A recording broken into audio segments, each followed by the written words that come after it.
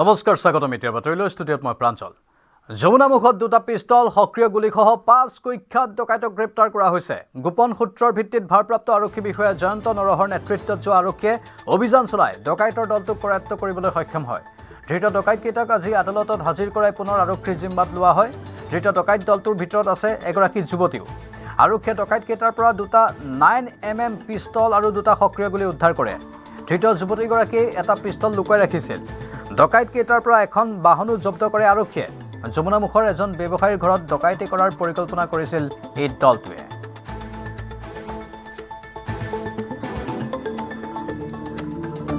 First time তেওঁলোকক আপোনাৰ 10:30 মান বজাত দুজনক ধৰা হৈছিলে তাৰপিছত আপোনাৰ 12টাৰ পিছত আৰু দুজনক ধৰা হৈছে আৰু ধৰি লওক ৰাতি 2টাৰ পিছত আকৌ 3-4 জনক এটেক কৰিছিল কিন্তু আমি তাৰে ভিতৰত এজন ধৰিব পাৰিলোঁ বাকী দুজন মানে পলাই গ'ল কুঁৱলী বেছি আছিলে পোহৰৰ লাইটে কাম কৰা নাই ইয়াৰ পিছত আৰু এজনী লেডিজ আছিলে তেওঁলোকক মানে ষ্টাফে আমাৰ যমুনামুখ আৰক্ষীসকলে ধৰিছে ইয়াৰ লগত ধৰি লওক আমাৰ লোকেল বিডিবি আমাৰ স্থানীয় যুৱক আমাৰ স্থানীয় ৰাইজ তেওঁলোকৰ সহযোগত আমি গোপন সূত্ৰেদি গম পোৱাৰ পিছত তেওঁলোকক আমি ভেটিব পাৰিছোঁ কেইজনক ধৰিছে আমি 5 জনক ধৰা হৈছে তাৰে এজন লেডিজ আৰু 4 জন জেন্টস উত্তৰ গুৱাহাটীৰ মধ্যম খণ্ডত নিশা ভয়াৱহ পথ দুৰ্ঘটনা 4চকীয়া বাহনে মহতিয়ালে দুখনকৈ 2চকীয়া বাহন এই দুৰ্ঘটনাত এজনৰ থিতাতে মৃত্যু আহত আন দুজন তীব্ৰবেগী হোণ্ডা চিটি বাহনৰ খুন্দাত প্ৰাণ গ'ল যুৱকজনৰ এই দুৰ্ঘটনা সংঘটিত কৰা বাহনৰ চালক আৰু সহযোগীক আটক কৰা হৈছে গাড়ী এখন জ্বলাইছে এখন স্কুটি এখন বাইক বহুত স্পীডত আহি এটা সন্মুখামুখি মাৰামাৰি হৈছে কোনফালে বা কোনে কেনেকৈ মাৰিলে ইমান ধৰিব নোৱাৰিলে এন্ধা আছিল 4চকীয়া মাৰিছে সেই 4চকীয়া এখন কিবা গাড়ী ডিজাইনে তাৰপিছত দৌৰি আহি চাওঁতে ল'ৰা এটা পৰি আছে আৰু দুটা দুইফালে পৰি আছে কোনটো কি হৈছে নাজানো এটা স্পট ডেড বুলি গাড়ী চালোঁ তাৰ আৱাজ নাই কোনো স্পট ডেড বুলিয়ে গম পাইছে পঢ়া কিবা গম পাইছে নেকি সেইবিলাক গম পালে এতিয়া কোনোবাই ৰঙমলকৰ ৰজাতক খবৰ দিছিল গাঁৱৰ ল'ৰাক আহিছে কোনোবাই দুজন পুলিচ কামাণ্ডো পুলিচ আহিছিলে প্ৰেচিডেণ্টৰ পৰা এই যিজন সাৰে আছে সিহঁত দুটাক পঠাই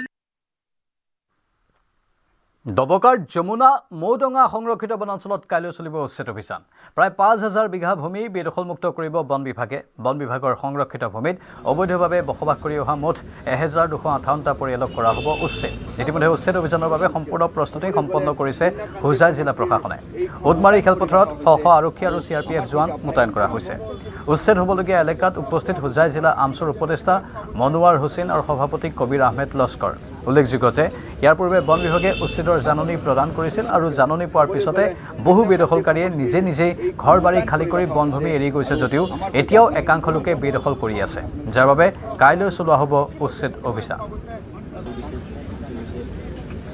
অহাকালিৰ পৰা উচ্ছেদ হ'ব যমুনা মৌডঙ্গা ৰিজাৰ্ভ ফৰেষ্টত আৰু যিহেতুকে বনভূমি উচ্ছেদটো হ'বই এই ইতিমধ্যে দুটামান পক্ষই উচ্চতম ন্যায়ালয়ত মহামান্য উচ্চতম ন্যায়ালয়ত আবেদনো কৰিছে সেইসকলক বাদ দি বাকীসকলক উচ্ছেদ কৰা হ'ব আৰু উচ্ছেদ কৰক চৰকাৰে আমাৰ কোনো আপত্তি নাই কিন্তু চৰকাৰে যিখিনি প্ৰকৃত ভূমিহীন লোকসকল আছে সেই ভূমিহীন লোকসকলক পুনৰ সংস্থাপিত কৰিব লাগে আৰু এই 1259টা ঘৰ মানে পৰিয়ালৰ যিসকল ছাত্ৰ ছাত্ৰী আছে সেইসকল আপোনালোকে গম পায় যে শিক্ষাবৰ্ষৰ অন্ত পৰিব আৰু ইতিমধ্যে বছৰীয়া পৰীক্ষাও আছে গতিকে ছাত্ৰ ছাত্ৰীৰ যাতে শিক্ষাদানত কোনো ধৰণৰ অসুবিধা নহয় তেখেতসকল শিক্ষাৰ পৰা বঞ্চিত নহয় সেইটো মানে সুনিশ্চিত কৰিব লাগিব চৰকাৰে আৰু চৰকাৰে যিমান শিশু আছে শিশুসকলৰ মানে অধিকাৰ সুৰক্ষিত কৰি তেখেতসকলৰ জীৱন সুৰক্ষাৰ বাবে মানে বিহিত ব্যৱস্থা গ্ৰহণ কৰিব লাগিব আৰু প্ৰকৃত ভূমিহীন লোকসকলক পুনৰ সংস্থাপন কৰিব লাগিব এইটোৱে মানে আমচুৰ দাবী নিজ সমষ্টি মৰিয়নিতে ৰাইজৰ ৰোষত পৰিল বিধায়ক ৰূপজ্যোতি কুৰ্মী ৰাইজৰ হুলস্থুলীয়া পৰিৱেশৰ বাবে সভা এৰি যাবলগীয়া হ'ল বিধায়কগৰাকী মৰিয়নি সমষ্টিত কৃষিভূমিত 4টাকৈ জলাশয় খন্দা বিষয়ক লৈ চিন্তামণিগড়ত অনুষ্ঠিত হৈছিল এখন সভা আৰু সেই সভাত ভাষণৰ সময়তে উত্তেজিত হৈ পৰে একাংশ লোক উত্তেজিত লোকৰ হুলস্থুলৰ বাবে সভা এৰি যাবলগীয়া হ'ল ৰূপজ্যোতি কুৰ্মী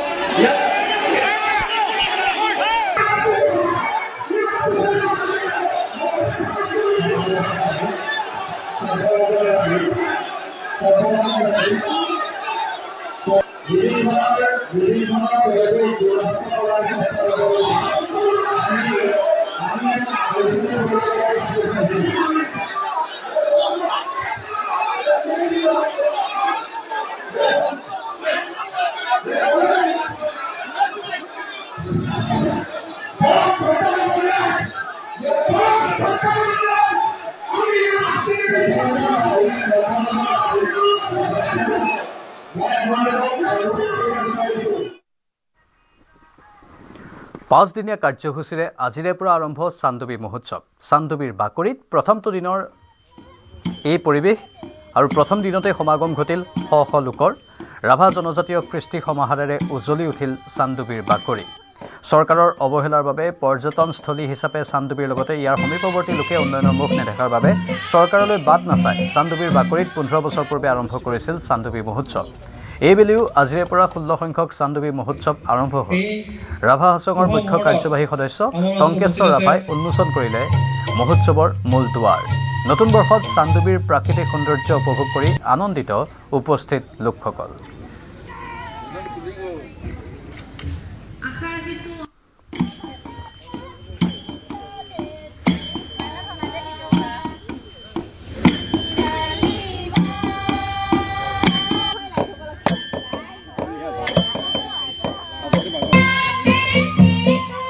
আজি চান্দুবি ফেষ্টিভেলৰ প্ৰথমটো দিন।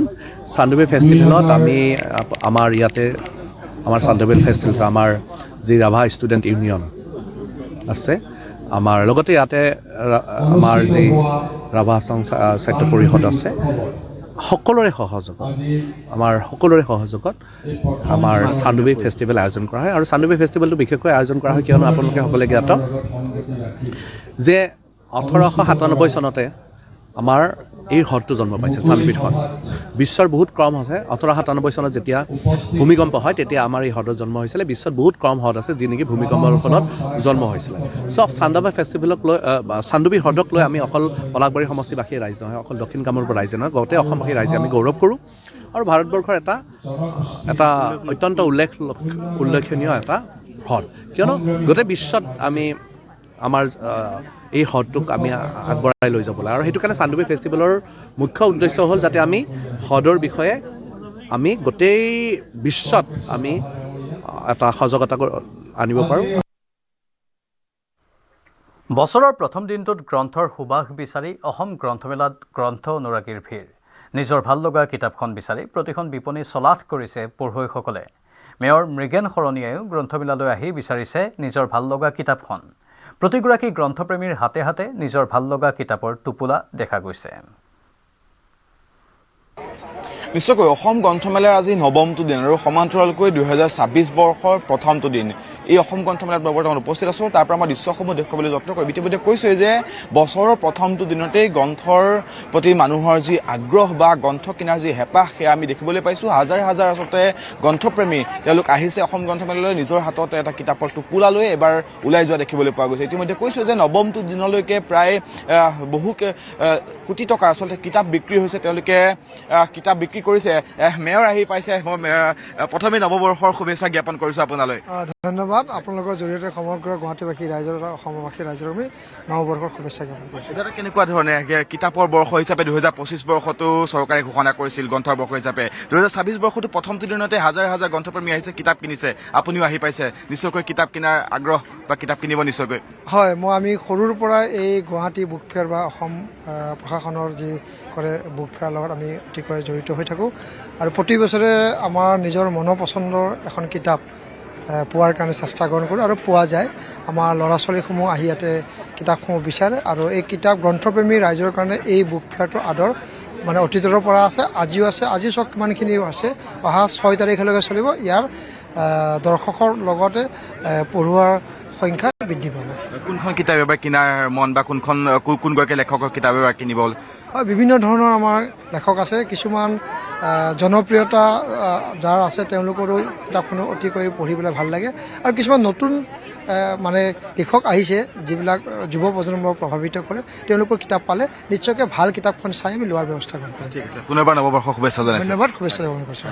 বাকী জ্যেষ্ঠ লোক আছে, দাদা নৱবৰ্ষৰ শুভেচ্ছা জ্ঞাপন কৰিছোঁ আগতীয়াকৈ। আপোনাৰ কথা থাকিল হয়, হাতত কিতাপৰ টোপোলা, বছৰৰ প্ৰথমটো দিন কেনেকুৱা ধৰণে ভাল আচলতে লাগিছে। আজি প্ৰথম বৰ্ষৰ আজি প্ৰথম দিন 2026 চনৰ আহি ইয়াতে উপস্থিত বহুত ধুনীয়া লাগিছে, আৰু পৰিৱেশটো ভাল লাগিছে। কিতাপৰ প্ৰতি আগ্ৰহ মানুহ বাঢ়িছে, বহুত মানুহ দেখিছোঁ আজি, বহুত ভিৰ। মানে এইটো এটা ভাল লক্ষণ আমাৰ কিতাপ পঢ়ুৱাবিলাকতে। আৰু এইটো আমাৰ শ্যাম চাই এইটো 2025 বৰ্ষটো গ্ৰন্থবৰ্ষ হিচাপে কৰিছে। এইটো এটা আমাৰ এটা উৎসাহ জাগিছে চব মানুহখিনিৰ কাৰণে। পুনৰবাৰ নৱবৰ্ষৰ শুভেচ্ছা। ধন্যবাদ আপোনালোকে। আৰু আছে হাতত কিতাপৰ টোপোলা, বহুকেইটা টোপোলা আচলতে কেনেকুৱা ধৰণে নৱবৰ্ষত প্ৰথমটো দিনতে কিতাপৰ টোপোলা লৈ গ্ৰন্থমেলাত কি ক'ব বিচাৰিবা? বহুত ভাল লাগিছে। একচুৱেলি বহুত বছৰৰ পিছত গ্ৰন্থমেলাত আহিছোঁ মই। সৰুকালতো বহুত গৈছিলোঁ, তেতিয়া মেইনলি GK বুকছ কিনিছিলোঁ। এতিয়া বহুত বিভিন্ন কিতাপ কিনিবলৈ পাই আপ্লুত হৈছোঁ। এতিয়া প্ৰাক্তন মুখ্যমন্ত্ৰী আৰু ভাৰতৰত্ন গোপীনাথ বৰদলৈ ডাঙৰীয়া, কেপ্টেইন গোপীনাথ বৰদলৈ ডাঙৰীয়াৰ ওপৰত এখন নতুনকৈ বুক এখন পাব্লিছ হৈছে, অসমীয়া কিতাপ এখন। চ' সেইখন কিনিবলৈ মানে নিজকে ভাগ্যৱান অনুভৱ কৰিছোঁ। তাৰ উপৰি মহাৰাজ পৃথু, যোনৰ 13th centuryত অসমৰ এজন মহান মানে নেতা আছিলে, লিডাৰ আছিলে, মহাৰাজ আছিল, তেওঁৰ এখন কিতাপ কিনিছোঁ। তো তেনেকৈ মানে বিভিন্ন কিতাপ, আৰু এখন অমলেন্দ্ৰ গুহাৰ এখন মানে আইকনিক বুক আছে যে ইলেক্ট্ৰেল পলিটিক্স অফ আছাম 1826 পৰা 1947 চনলৈ। চ' অসমীয়া জাতিটোতো যদি আমি আগবঢ়াই লৈ যাব লাগে, তো তেতিয়াহ'লে কিতাপটো মানুহে পঢ়িব লাগিব, বা কিতাপ হওক, নিউজ পেপাৰ হওক, বা আপোনালোকৰ নিচিনা টেলিভিশ্যনৰ মিডিয়াম হওক, সকলোৱে অসমীয়া লেটাৰ্ছবোৰ চকুত সদায় আহি থাকিব লাগিব। তেতিয়াহে আমাৰ অসমীয়া ভাষাটো আগবাঢ়ি যাব। এইবাৰ প্ৰতিটো বিষয়ৰে কিতাপ আপুনি লৈছে, গ্ৰন্থৰ টোপোলা আচলতে হাতত। একদম কাৰণ মানে ভাবিছোঁ কি এই বছৰটোত মানে আজি প্ৰথম দিন, ভাবিছোঁ কি যিমানখিনি কিতাপ লৈছোঁ মেক্সিমাম কিতাপ যাতে মই পঢ়িব পাৰোঁ। আৰু তাৰ উপৰি কি কয়, লগতে যোনবোৰ সৰু বাচ্ছাৰ কাৰণে বুঢ়িয়াৰ সাধু হওক, আৰু এখন ইংলিছ কিতাপো লৈছোঁ তেনালী ৰামান বুলি। আমি সৰুকালত তেওঁৰ মানে আমি চাইছিলোঁ, কয় মানে কাৰ্টুন চাইছিলোঁ। চ' তেনেকৈও মানে বুক লৈছোঁ। চ' আশা কৰিছোঁ আৰু ৰামকৃষ্ণ মিছনৰ ওপৰতে এখন বুক লৈছোঁ। সেইটো নৱবৰ্ষৰ শুভেচ্ছা, বছৰটো ভালে ভালে যাওক। ধন্যবাদ আপোনালোককো। নিউজ 18 বহুত ভাল লাগে মোৰ। কি কয়, বিশেষকৈ ইউটিউবত যিহেতু আপোনালোকে HDত আপোনালোকে ডাইৰেক্ট লাইভ ষ্ট্ৰীম কৰে, চ' সেইখিনি চাই পেলাই বহুত ভাল লাগে। ধন্যবাদ জনাইছোঁ। ধন্যবাদ। ইফালে অসমৰ ৰাইজক ইংৰাজী নৱবৰ্ষৰ শুভেচ্ছা জনালে প্ৰদেশ কংগ্ৰেছৰ সভাপতি গৌৰৱ গগৈয়ে। নতুন বছৰত কংগ্ৰেছৰ 5টা সংকল্প ৰাজহুৱা গৌৰৱ গগৈৰ। শিক্ষা আৰু চিকিৎসা খণ্ডৰ উন্নতি সাধন কংগ্ৰেছৰ প্ৰথম সংকল্প, চৰকাৰী ব্যৱস্থাত আধুনিকীকৰণ দ্বিতীয় সংকল্প, কংগ্ৰেছৰ তৃতীয় সংকল্প অৰ্থনৈতিক বিকাশ, অপৰাধ নিয়ন্ত্ৰণ কৰা কংগ্ৰেছৰ চতুৰ্থ সংকল্প, যুৱ সমাজক লৈ কংগ্ৰেছৰ পঞ্চমটো সংকল্প। দিল্লীত সংবাদমেল যোগে সংকল্পৰ বিষয়ে জনালে প্ৰদেশ কংগ্ৰেছৰ সভাপতি গৌৰৱ গগৈয়ে। ৰাইজৰ পৰামৰ্শও গ্ৰহণ কৰিব কংগ্ৰেছে। ইমেইল যোগে জনাব পাৰিব পৰামৰ্শ। 100টা সমষ্টিত কংগ্ৰেছে প্ৰতিদ্বন্দ্বিতা কৰিব বুলি মন্তব্য গৌৰৱ গগৈৰ। বিৰোধী ঐক্যৰ অন্য দলক কংগ্ৰেছে এৰি দিব মাত্ৰ 26খন আসন। প্ৰাৰ্থিত্ব প্ৰত্যাশীলৈ আহ্বান প্ৰদেশ কংগ্ৰেছৰ সভাপতি গৌৰৱ গগৈৰ। ৱেবছাইটৰ পৰা আবেদন পত্ৰ ডাউনলোড কৰি দাখিল কৰাৰ আহ্বান। আবেদনৰ লগতে প্ৰাৰ্থিত্ব প্ৰত্যাশীয়ে জমা দিব লাগিব 50,000 মাচুল। 5 জানুৱাৰীৰ পৰা 20 জানুৱাৰীৰ ভিতৰত আবেদন পত্ৰ জমা দিব লাগিব প্ৰাৰ্থিত্ব প্ৰত্যাশীয়ে।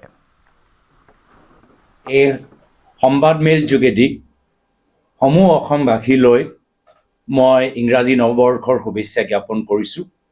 আৰু আজি এই ইংৰাজী নৱবৰ্ষৰ প্ৰথম দিনটোত এই বৰ নতুন অসম, তাৰ দৰ্শন কেনেদৰে হ'ব তাৰ বিষয় লৈ আমি 5টা সংকল্প লৈছোঁ। প্ৰথম আমাৰ সংকল্প হ'ল শিক্ষা আৰু চিকিৎসা। আমাৰ সংকল্প যে এইখন নতুন বৰ অসমত শিক্ষা আৰু চিকিৎসা ক্ষেত্ৰত আমি ভাৰতবৰ্ষৰ শীৰ্ষ 5টা ৰাজ্যত অসমত আমি লৈ যামগৈ। এই বিষয়টো হ'ব আমাৰ দ্বিতীয় সংকল্প, যে চৰকাৰৰ কামৰ ভিতৰত আধুনিকৰণ আনো। বিষয় বা তৃতীয় আমাৰ সংকল্প হ'ল অৰ্থনৈতিক। চতুৰ্থ আমাৰ সংকল্প এখন নতুন বৰ অসমৰ মাজত থাকিব ক্ৰাইম। আজি আইন শৃংখলা যথেষ্ট বেয়া হৈ গৈছে। ড্ৰাগছৰ বাবে আজি চাৰিওফালে মাৰপিট, মদৰ দোকান চাৰিওফালে খোলা বাবে এতিয়া আমাৰ গৃহস্থী জীৱনত যথেষ্ট আজি অন্যায় আৰু অত্যাচাৰ হৈ গৈছে। আমাৰ পঞ্চম আমাৰ সংকল্প হ'ল যুৱকৰ লৈ আমাৰ সংকল্প যে এখন নতুন বৰ অসমত আমি মানসিক চিকিৎসাৰ ওপৰত বা মানসিক স্বাস্থ্যৰ ওপৰত মেণ্টেল হেল্থ ওপৰত আমি বিশেষভাৱে জোৰ দিব লাগিব। ইতিমধ্যে মই সেইটো জনাবলৈ বিচাৰোঁ যে আমি ঘোষণা কৰিছোঁৱে যে আমি কংগ্ৰেছ দল 100টা সিটত আমি নিৰ্বাচনী প্ৰতিদ্বন্দ্বিতা আমি আগুৱাই লৈ যামগৈ। কিন্তু আজিৰ তাৰিখত প্ৰত্যেক সিটত আমাৰ নিশ্চয় আমাক এপ্লিকেশ্যন আহিব, যিহেতু আজিলৈকে এই কোনকেইটা সিট আমি বিৰোধী দলৰ মাজত ভাগ হ'ব আমি সেইখিনি নাজানো।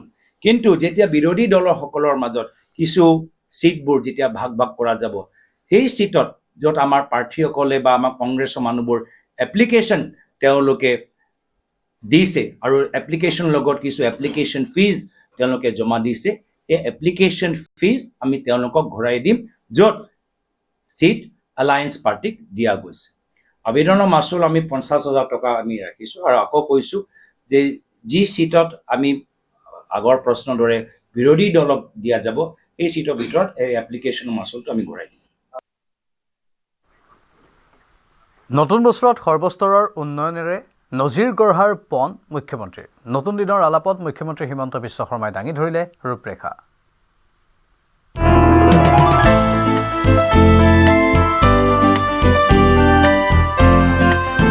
নৱবৰ্ষত ৰাজ্যত উদয় হ'ব উন্নয়নৰ নতুন সুৰুজ। সৰ্বস্তৰৰ উন্নয়নেৰে 2026ত নজিৰ গঢ়াৰ পণ মুখ্যমন্ত্ৰীৰ।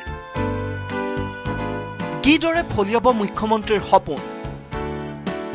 ইংৰাজী নতুন বছৰৰ প্ৰথম দিনাই নতুন দিনৰ আলাপত মুখ্যমন্ত্ৰী হিমন্ত বিশ্ব শৰ্মাই দাঙি ধৰিলে তাৰ ৰূপৰেখা। এই বছৰটোত ৰাজ্যৰ যাতায়াত আৰু যোগাযোগৰ ক্ষেত্ৰত হ'বলৈ গৈ আছে যুগান্তৰকাৰী পৰিৱৰ্তন। তাৰ ব্যাখ্যা দি মুখ্যমন্ত্ৰীৰ ঘোষণা, ফেব্ৰুৱাৰীত মুকলি হ'ব গুৱাহাটী উত্তৰ গুৱাহাটী সংযোগী ব্ৰহ্মপুত্ৰৰ দলং। ধুবুৰী ফুলবাৰীৰ দলংখন 2027ত মুকলি কৰা হ'ব। 17-18 জানুৱাৰীত কাজিৰঙাৰ এলিভেটেড কৰিডৰৰ শিলান্যাস কৰিব প্ৰধানমন্ত্ৰীয়ে। 6,957 কোটি টকা ব্যয়েৰে নিৰ্মাণ হ'ব এই 32 কিলোমিটাৰৰ এলিভেটেড কৰিডৰ। এই মাহৰ 18 বা 17 তাৰিখে ভাৰতৰ প্ৰধানমন্ত্ৰী ডাঙৰীয়াই কাজিৰঙাৰ ওপৰত 32 কিলোমিটাৰৰ যিখন এলিভেটেড কৰিডৰ 6,957 কোটি টকা ব্যয়েৰে নিৰ্মাণৰ প্ৰস্তাৱ লোৱা হৈছে। তাৰ প্ৰধানমন্ত্ৰী ডাঙৰীয়াই আধাৰশিলা স্থাপন কৰিব। বৰ্তমান ইয়াৰ লেংথ 34.45 কিলোমিটাৰ হ'ব। তাৰমানে এখন লগভগ 35 কিলোমিটাৰৰ এলিভেটেড কৰিডৰ হ'ব। ভূমি অধিগ্ৰহণৰ প্ৰক্ৰিয়া প্ৰায় সম্পূৰ্ণ হৈছে আৰু এই এলিভেটেড কৰিডৰৰ প্ৰকল্পও আমি প্ৰায় এতিয়া আৰম্ভ কৰিবৰ পৰা পৰ্যায়ত আহি উপস্থিত হলো। সমান্তৰালকৈ ব্ৰহ্মপুত্ৰৰ তলেৰে গহপুৰৰ পৰা নুমলীগড়লৈ নিৰ্মাণ হ'বলগীয়া টুইন টিউব টানেলক লৈও গুৰুত্বপূৰ্ণ ঘোষণা মুখ্যমন্ত্ৰীৰ। পূৰ্বে কেৱল গাড়ী চলিবলগীয়া এই সুৰংগৰে এতিয়া চলিব ৰেলো। পূৰ্বে 12,000 কোটি টকাৰ প্ৰকল্পটোৰ ব্যয় 20,000 কোটি টকালৈ বৃদ্ধি কৰা হ'ব। কেন্দ্ৰীয় বিত্ত মন্ত্ৰালয়ে এই প্ৰকল্পৰ অনুমোদন দিয়া বুলিও ঘোষণা মুখ্যমন্ত্ৰীৰ। Twin tube under water tunnel এইটো 4 লেনিং কৰাৰ কথা আছিলে। এতিয়া প্ৰধানমন্ত্ৰী ডাঙৰীয়াই আগ্ৰহ প্ৰকাশ কৰিছে যে গহপুৰৰ পৰা নুমলীগড়ৰ যিটো প্ৰস্তাৱিত twin tube under water tunnel হ'ব তাতে ৰেলকো সংযোজিত কৰা। ইমান দিনে আমাৰ প্ৰস্তাৱ চলি আছিলে যে ইয়াত মটৰ গাড়ী অহা যোৱা কৰিব। কেবিনেটত বিষয়বস্তু অহাত প্ৰধানমন্ত্ৰী ডাঙৰীয়াই ক'লে যে ইয়াত ৰেলো সংযোজিত কৰিব লাগে। চুবুৰীয়া দেশ ভূটানৰ সৈতে অসমৰ ৰেল যোগাযোগৰ ক্ষেত্ৰতো 2026 বৰ্ষতো উল্লেখনীয় হ'ব বুলি মন্তব্য মুখ্যমন্ত্ৰীৰ। ফেব্ৰুৱাৰীত কোকৰাঝাৰ আৰু গেলেপুৰ ৰেল লাইনৰ আধাৰশিলা কৰিব প্ৰধানমন্ত্ৰী মোদীয়ে। প্ৰধানমন্ত্ৰী ডাঙৰীয়াই ফেব্ৰুৱাৰীত কোকৰাঝাৰ আৰু গেলেপুৰ মাজত প্ৰস্তাৱিত নতুন ৰেল লাইনৰো আধাৰশিলা স্থাপন কৰিব। সমান্তৰালকৈ গুৱাহাটী বিমানবন্দৰত এৰ'চিটি নিৰ্মাণ, বিমানবন্দৰৰ পৰা জালুকবাৰীলৈ এলিভেটেড কৰিডৰকে ধৰি বহুকেইটা প্ৰকল্পই এই বৰ্ষতে সাকাৰ ৰূপ পাব বুলি ঘোষণা মুখ্যমন্ত্ৰীৰ। চিকিৎসাৰ ক্ষেত্ৰতো অসমক দেশৰে এখন অগ্ৰণী ৰাজ্য কৰি তোলাৰ উদ্দেশ্যৰে মুখ্যমন্ত্ৰীৰ মন্তব্য, অসম হ'ব কেঞ্চাৰ চিকিৎসাৰ হাব। 500 কোটি টকা ব্যয়েৰে ক্ৰয় কৰা হ'ব প্ৰটন থেৰাপি মেচিন। চৰকাৰী স্বাস্থ্যখণ্ডত প্ৰটন থেৰাপি থকা অসম দেশৰে হ'ব প্ৰথমখন ৰাজ্য। বৰ্তমান ভাৰতৰ মাত্ৰ 2খন ৰাজ্যতহে আছে কৰ্কট ৰোগৰ প্ৰটন থেৰাপি। 500 কোটি টকা ব্যয় কৰি আমি অসমত প্ৰটন থেৰাপি মেচিন আমাৰ কেঞ্চাৰ গ্ৰীডত আমি আনিবৰ কাৰণে সিদ্ধান্ত লৈছোঁ। ইতিমধ্যে টেণ্ডাৰ পাব্লিছ কৰা হৈছে। কোনো গভৰ্ণমেণ্ট ছিষ্টেমত প্ৰটন থেৰাপি মেচিন নাই আৰু কেঞ্চাৰ ট্ৰিটমেণ্টৰ কাৰণে ই হৈছে প্ৰিচিছন বেছ ৰেডিঅ'লজি।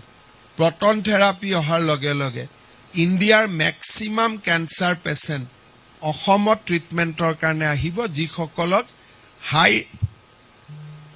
হাই ৰেঞ্জত ৰেডিঅ'থেৰাপিৰ প্ৰয়োজন আছে।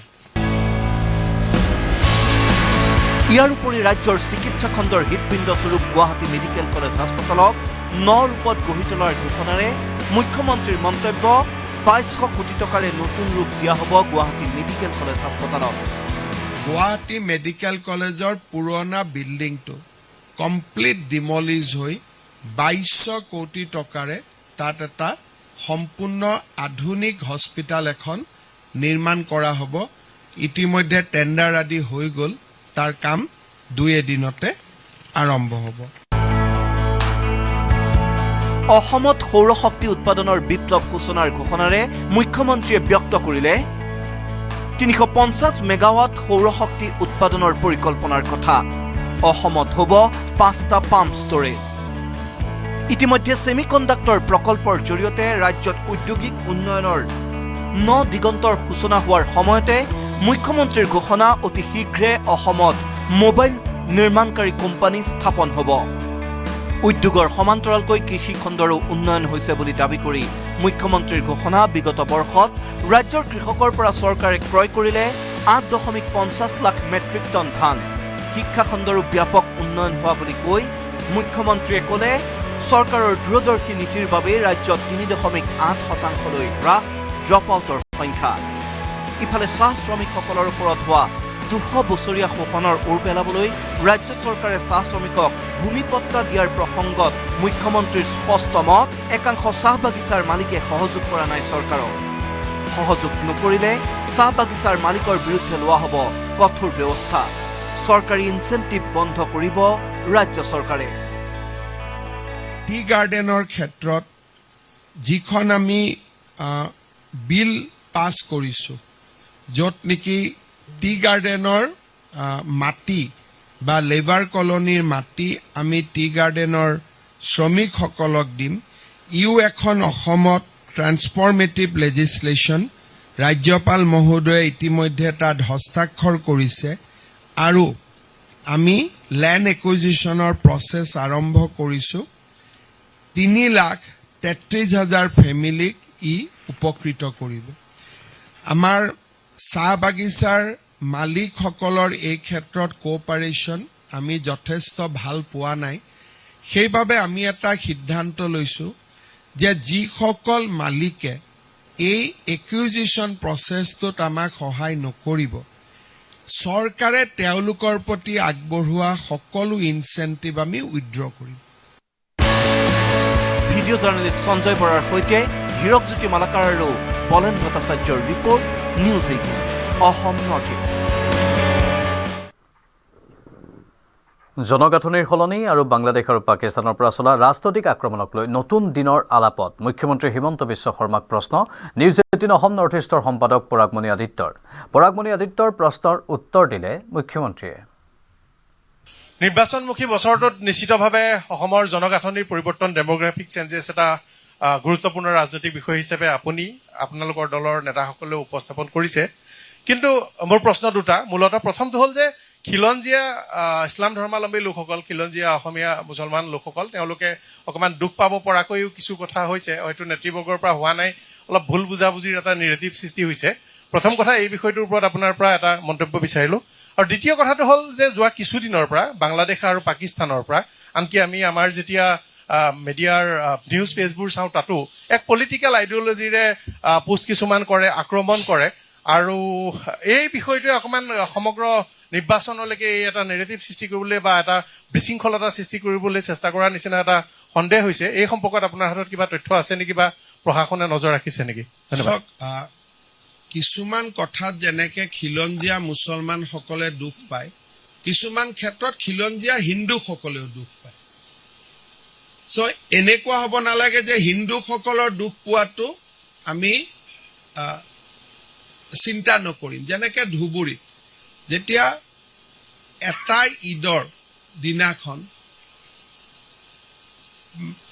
প্ৰায় 18 পৰা 20,000 কেজি গৰু মাংস কটা হয় এখন চহৰত, আৰু যিখন চহৰত আটাইতকৈ বেছি হিন্দু নাগৰিক আছে, তেতিয়াতো খিলঞ্জীয়া হিন্দুসকলেও দুখ পায়।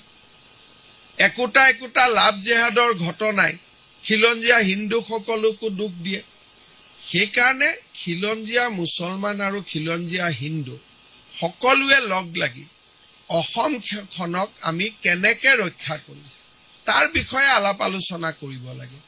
আৰু আমাৰ চৰকাৰে চৰকাৰ হোৱাৰ প্ৰথম অৱস্থাতে আমি কৈছো যে খিলঞ্জীয়া হিন্দু মুছলমান সকলোৰে অধিকাৰ অসমত একে সমান, তাত আমি কেতিয়াও ডিসপিউট কৰা নাই।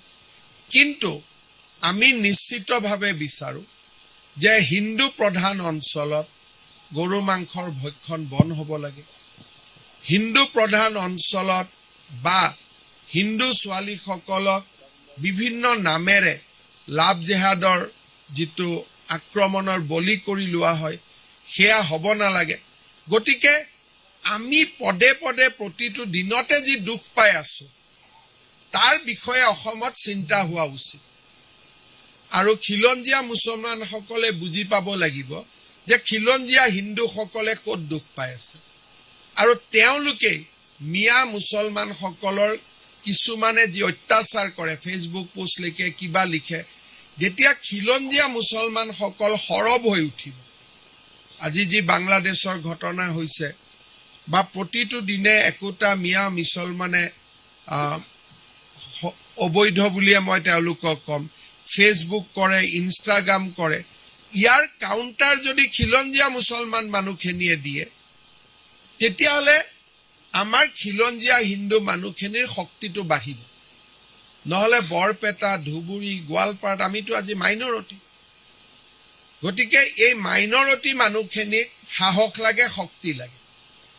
শিৱসাগৰ, ডিব্ৰুগড়ত আজি যেনেকে আমি খিলঞ্জীয়া মুছলিম মানুহখিনিক সন্মানৰ চকুৰে চাওঁ, কোনো আমি ভেদ বিভাদ নকৰোঁ, তেনেকৈ আমাৰ মনত থাকিব লাগিব যে নামনিত বাস কৰা সংখ্যালঘিষ্ঠ হিন্দুসকলৰ কথা।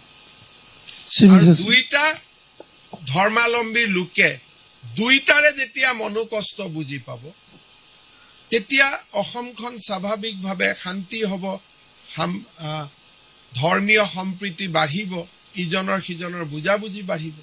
গতিকে মই ভাবোঁ যে এই ক্ষেত্ৰত আমাৰ সকলোৰে কৰণীয় আছে আৰু সকলোৱে কৰিব লাগে। নতুন বছৰৰ প্ৰথম দিনটোত প্ৰিয় শিল্পীৰ বিশ্ৰামস্থলীত ভিৰ কৰিলেহি ৰাজ্যৰ ইমূৰৰ পৰা সিমূৰৰ লোকে। সোণাপুৰৰ পবিত্ৰ ভূমিত কেৱল ধূপ বন্তিৰ সুগন্ধই নহয়, বতাহত যেন ভাহি ফুৰিছে হাজাৰজনৰ বুকুত সাঁচি থোৱা হেঁপাহ, মৰম, শ্ৰদ্ধা। বছৰৰ প্ৰথম দিনটোত জুবিন ক্ষেত্ৰত ভিৰ শ শ অনুৰাগীৰ।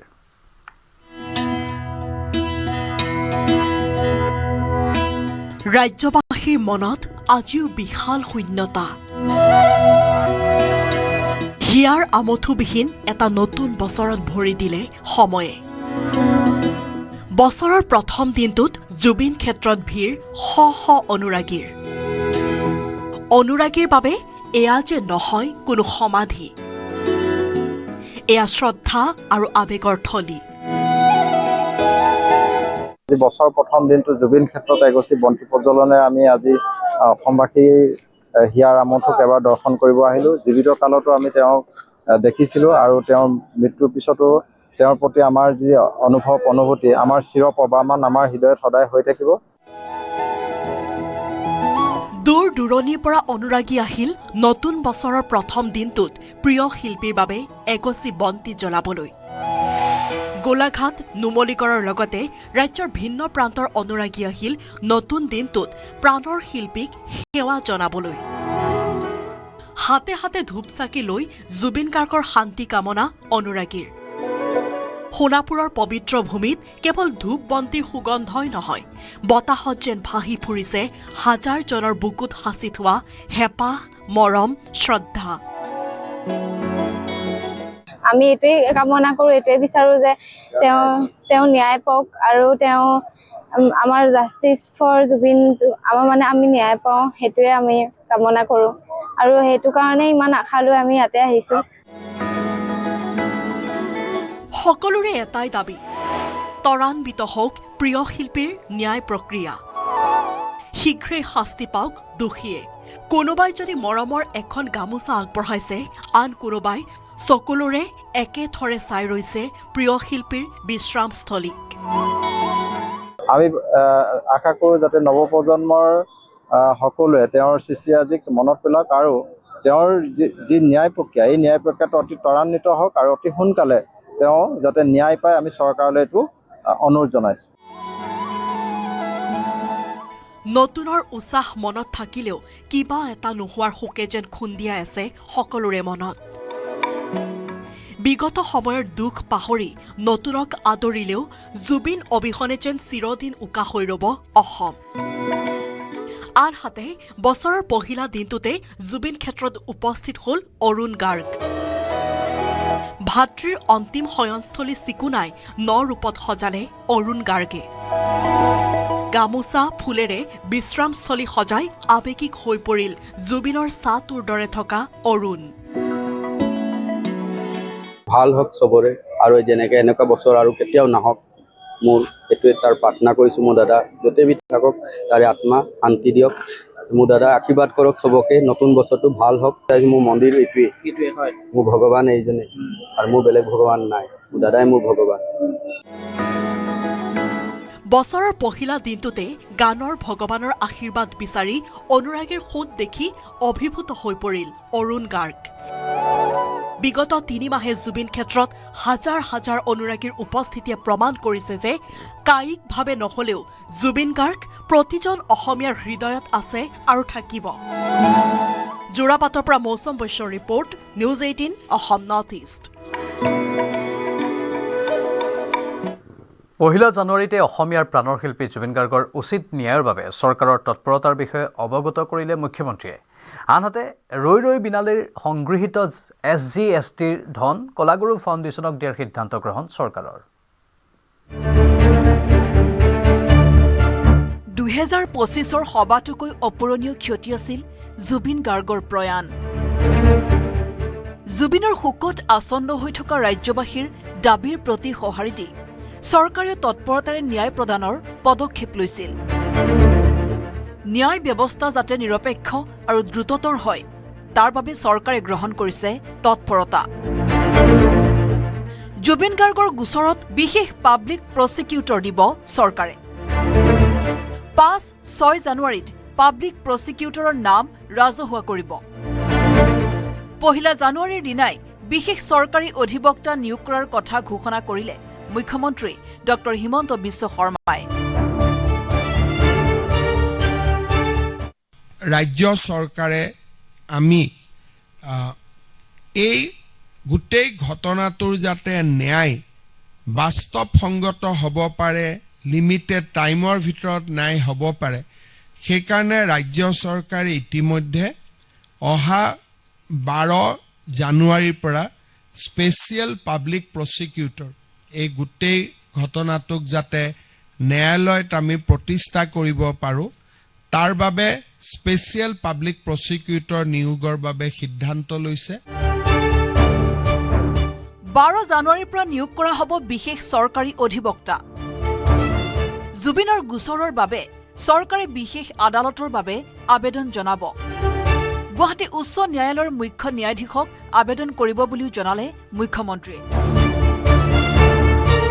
3-4জন জ্যেষ্ঠ ক্ৰিমিনেল এডভোকেটৰ লগত আমি কথা পাতি আছোঁ 5 বা 6 তাৰিখৰ ভিতৰত আমি স্পেচিয়েল পাব্লিক প্ৰচিকিউটৰজনৰ নামো আমি ঘোষণা কৰিব পাৰিম আৰু স্পেচিয়েল পাব্লিক প্ৰচিকিউটৰ এপইণ্টমেণ্ট হৈ যোৱাৰ লগে লগে আৰু ডকুমেণ্টছ এক্সচেঞ্জৰ পৰ্যায়টো পাৰ হৈ যোৱাৰ লগে লগে আমি গুৱাহাটী উচ্চ ন্যায়ালয়ৰ মুখ্য ন্যায়াধীশ ডাঙৰীয়াক এখন স্পেচিয়েল কোৰ্টৰ বাবে যোনে নেকি অকল এই গোচৰটোৰে বিচাৰ কৰিব তাৰ বাবেও আমি আবেদন জনাম আনহাতে অভিলেখ গঢ়ি জুবিন গাৰ্গৰ শেষৰ চিনেমা ৰৈ ৰৈ বিনালে উপাৰ্জন কৰিলে ৩২ কোটি টকা ৰৈ ৰৈ বিনালেৰ পৰা সংগৃহীত SGST উভতাই দিব চৰকাৰে 2,90 লাখ টকাৰ SGST উভতাই দিব চৰকাৰে জুবিন গাৰ্গৰ ৰৈ ৰৈ বিনালে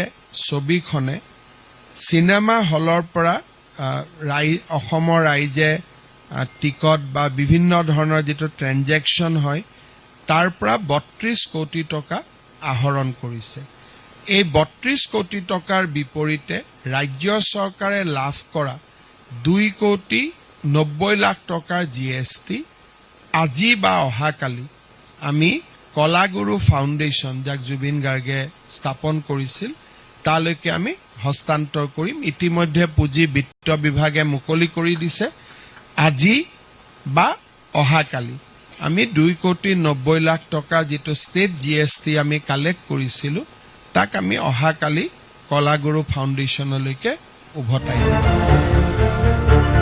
কলাগুৰু ফাউণ্ডেশ্যনক চৰকাৰে দিব চিনেমাখনৰ SGSTৰ ধন শুকুৰবাৰে ৰাজ্য চৰকাৰে কলাগুৰু ফাউণ্ডেশ্যনক প্ৰদান কৰিব এই ধনৰাশি নৱবৰ্ষৰ পহিলা দিনটোতেই জুবিন গাৰ্গৰ মৃত্যুৰ গোচৰ সম্পৰ্কত চৰকাৰে লোৱা এই পদক্ষেপ সম্বন্ধে জনালে মুখ্যমন্ত্ৰীগৰাকীয়ে গুৱাহাটীৰ পৰা বলেন ভট্টাচাৰ্য আৰু হীৰকজ্যোতি মালাকাৰৰ report news 18 Assam north east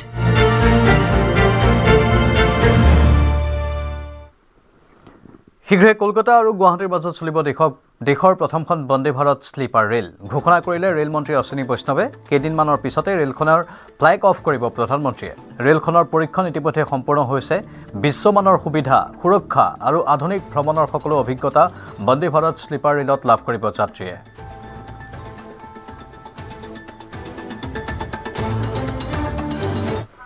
সময় হৈছে এতিয়া বাতৰিৰ পৰা বিদায় লোৱাৰ নমস্কাৰ শুভৰাত্ৰি এইটো মাইথান ষ্টিল নহয় ওচৰ চুবুৰীয়াসকলে লগাইছে